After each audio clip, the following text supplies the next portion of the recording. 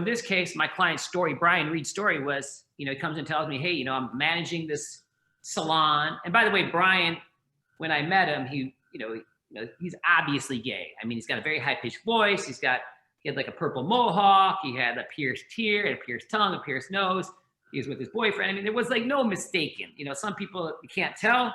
Some people are very open and obvious. And, so I take that into account as I'm talking to him. But he tells me, hey, I'm managing the salon. And this guy and his mom come in. I put his mom in the back. And then I take him and put him in a tanning room. And then another lady comes in who wants to do a stand-up tanner. So I tell her, hold on a minute. And I go and start cleaning the stand-up tanner. And this guy comes out and starts yelling at me that I'm looking at him. I'm like, dude, you're crazy. And then we kind of walk out towards the front and we're kind of yelling at each other still. And I'm telling him he's a liar. And he's telling me I'm a fucking, faggot or something like that. And, and then the police come and I explain everything to the police and they take me down to the station and they interrogate me. And I show them my phone to show them there's no pictures on it. And I, explain to him again that the guy's just making it up. And it was pretty scary, but so of course I'm thinking, okay, what did this guy say to the police? How did he incriminate himself? I'm thinking this, of course I'm thinking like, there's gotta be more to it than this because, they don't have, what he's telling me, they don't really actually have evidence except this guy's word. I wanted to make sure that everybody knew what the case was about. And then from there, the preliminary exam, I kind of set up, you're gonna see some photographs in a minute. And that is that, I locked in the, my former law partner, Aida Spahich, did the preliminary exam. And so she asked the cop every photo that was taken, why did you take this photo? Because we're trying to get into the investigator's mind. He's not just randomly taking pictures of everything. So each photo must have had been significant for at least to show something. And it turned out to be very important that we did that because the cop tried to change the story later on about one of the photographs to try to make it incriminating and he got crushed. But he only got crushed because we were prepared. Anthony Bay tells Brian, I want you to call your boss. And then Anthony gets his phone out and he calls his dad.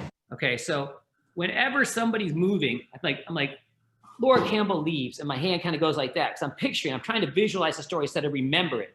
And so my hand will move. And then I say, Anthony Bay's like, so then that's dialogue. So people can say, you were looking at me, whatever. I want you to call your boss. And so then I have Brian, because he's got the cell phone out. Because I want the jury to see different characters, seamlessly, me sliding in out of different roles. That kind of makes sense, Orlando? So yeah, it does make sense. But when's the right time to use a dialogue? Well, when you tell the story, like the actual quotes of the pieces of dialogue, they kind of just fall into place themselves. But generally, anything that would have like an exclamation point after it would be dialogue. Mostly when we tell each other stories about what somebody said in the past, we use a summary narrative of dialogue, which I'm sure I'll be using a lot of here, but it still has the same emotional congruence, which is very important because I want them to see me, see Anthony Bay saying, I want you to call your boss. Like if I say, Anthony's like, I want you to call your boss. Well, that's not emotionally congruent. I get emotionally congruent with a guy who's supposedly upset and feels violated, whatever. So the jury can see. I want to make them witnesses. I want to bring them back to that tanning salon so they're with it. They see it all. And he goes down to room number 6. So it's really important that when you use a visual that you look at it, because if I look at it, the jury's gonna look at it. You remember, like while we're doing it, a lot of people would be pointing to the visual, yet looking at the jury. So now the jury's gonna be looking at the eyes of the presenter and not at the visual. And this is what the inside of room number 5 looks like with a tanning bed. And you can see it's close to the wall. And so what he does is he asks the owner, because when he comes into this room, the bed is up. Looking at it and putting my hand in this place of the bed and kind of showing how it was, because again, I'm picturing it all, because I want the jury to visualize what I want them, what I want them to remember, frankly. The owner, is it okay if I close the bed? Because I want to stand on it to see if it's even possible for somebody to look over. And so the owner, Paul Honkin, tells him, look, that's fine. And then Deputy Dennis asks him, is it possible you could get me a ladder so that I can climb up and take a look? Remember, whenever somebody's moving, Paul Honkin goes down the hall, my hand moves. So the jury visualizes him leaving and then coming back.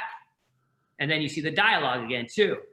Is there, hey, is it okay if I close the bed and stand on it so I can see if this is possible? Sure, because again, I want the jury to, my goal is to transport the audience to make them witnesses.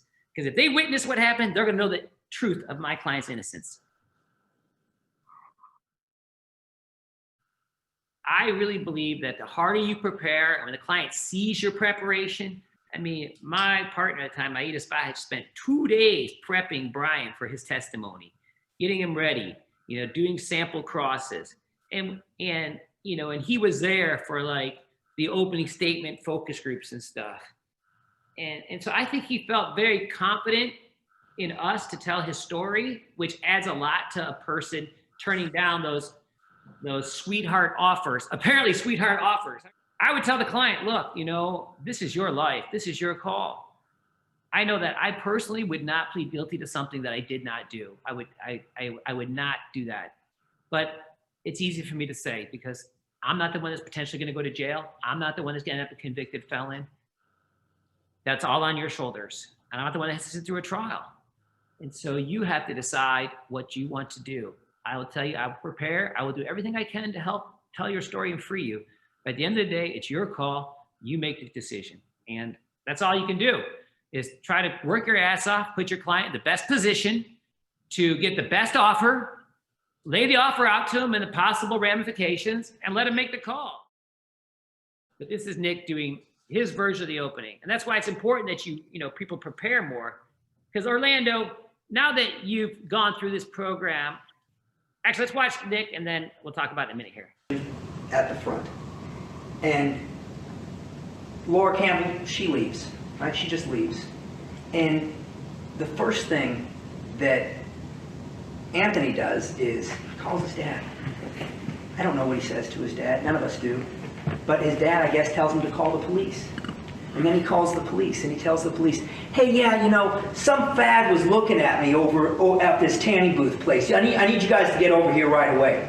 So from a presentation standpoint, you know, like, because we've kind of reviewed it and made notes, and Coach Nick, first of all, his hands are constantly up like this all the time, like a little T-Rex. That's a sign of tension. So, you know, it's like, hey, let your hands, and eventually his hands were down by his side. It took a couple of days, but he eventually got that better. And doing this kind of stuff with the phone calls and holding it there is kind of weird. And then this whole stuff about, I don't know what he said, I don't know what he didn't say. It's just, you know, kind of drags the story. Instead of just saying, he calls his dad and tells him, look, you know, this guy was looking at me, and his dad tells him to call the police. In the tanning booth, I guess he had taken off all of his clothes. There'll be whether he took off his socks or not took off his socks, but he claims he takes off all of his clothes, and he's sitting there in front of the mirror, he claims, butt naked, and he's about ready to put on these little goggles, he claims, right? These little goggles. All this stuff, if he claims is not necessary, because we know that this is his claim. So kind of try to move things till they get redundant. Over his eyes, and he says that he hears all this crunching on a tanning bed, and he disregards the crunching, I guess, but then he claims that he, out of the corner of his eyes, with his goggles and butt naked, he claims that he sees Mr. Reed, and Mr. Reed is just looking at him. And he claims he yells at Mr. Reed. And you'll hear that alleged yelling that he did is controverted by what Laura Campbell says, right? And he takes his statement, and then he goes and interviews Mr. Reed. Deputy Dennis interviews Mr. Reed. Tell me what happened. Mr. Reed tells him, listen, Okay, and another thing that Nick does that people often do is he's taught, when he's giving the piece of the dialogue talk, he's just like talking to nothing or nobody instead of looking at one of the jurors and trying to connect with them as he delivers dialogue. That way, again, you want the jury to feel like they're there.